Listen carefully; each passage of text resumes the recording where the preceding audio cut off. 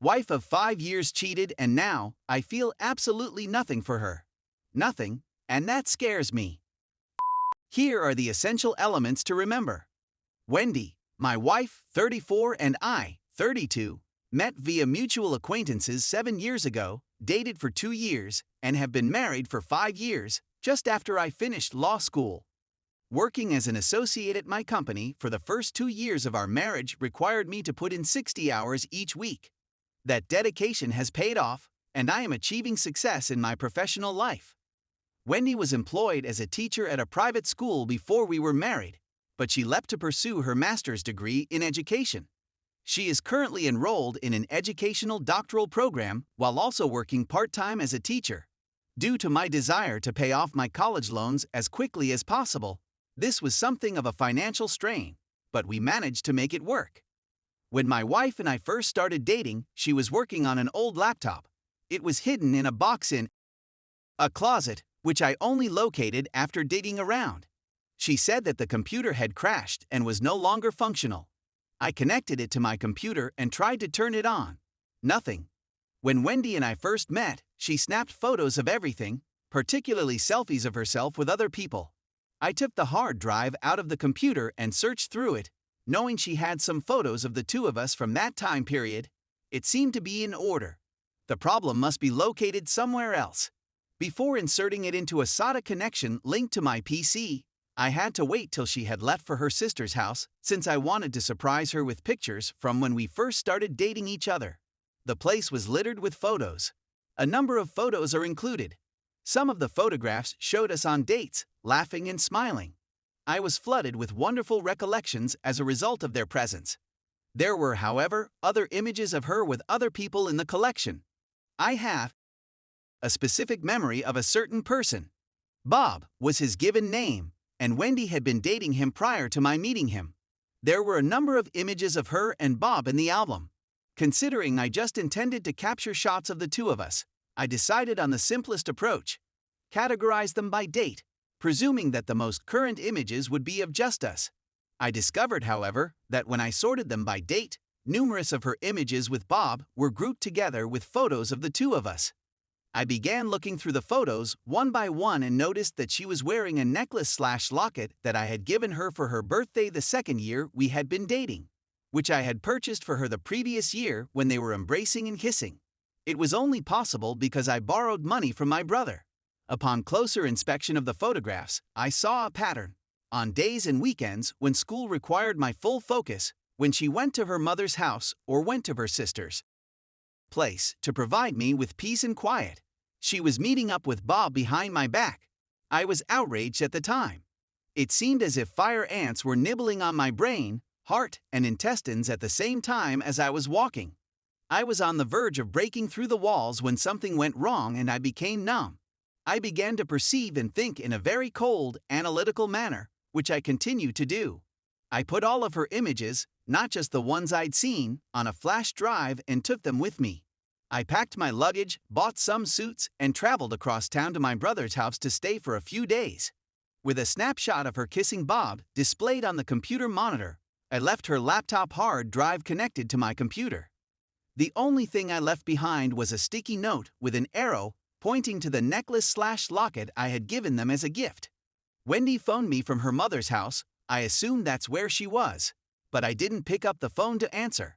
However, it wasn't until a few hours later, when she was most likely back in our apartment and saw the picture on the television, that she began to flood my phone with voicemails and text messages. I didn't give about any of them.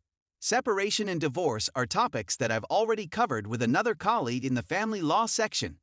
The majority of our money was spent on repaying my student loans and paying for her college education, so we don't have any children or property to speak of.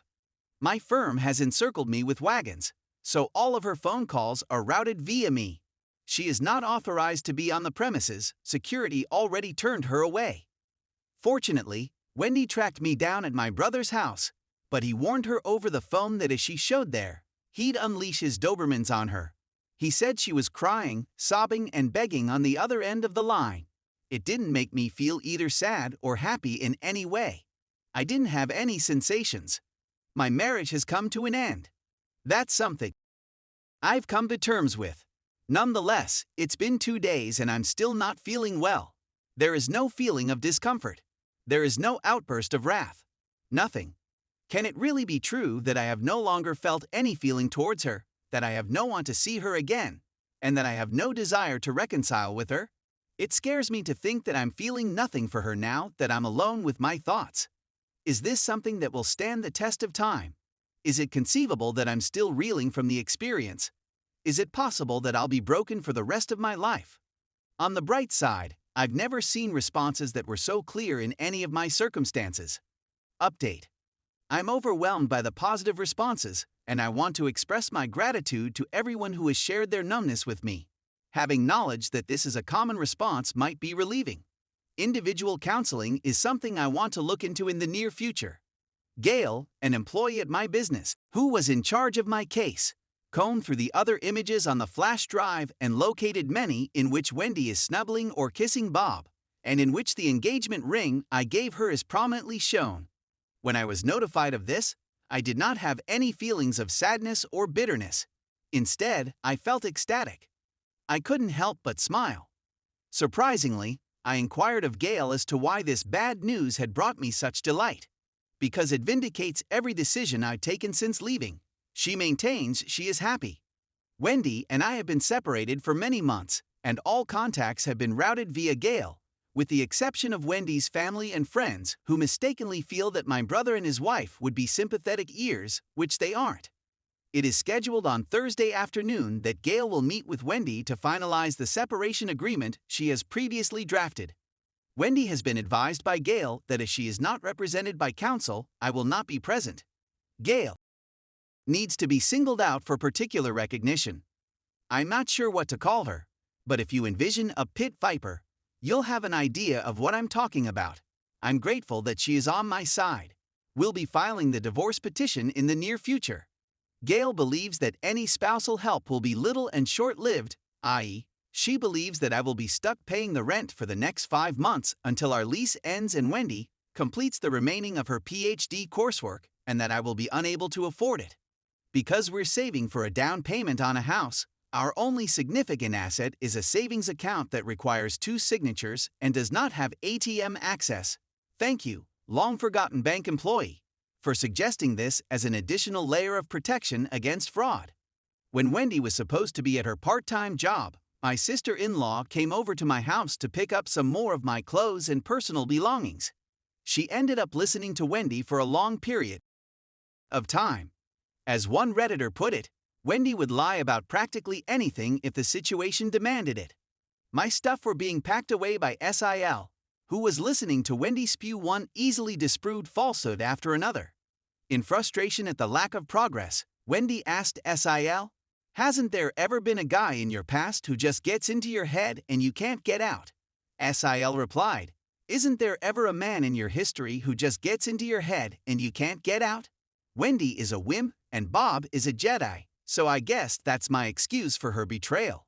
By the way, SIL did react to her question, stating, "Yes, I married him," in response to her question. Spending time with my brother's family has made me feel less lonely, which I appreciate. My nephews are annihilating me at video games, and I'm having a great time watching it all. Working conditions are excellent. In fact, the partner in charge of my department just stopped by to express his delight that I have not allowed my personal situation to interfere with my professional performance. That's all I've got for the time being.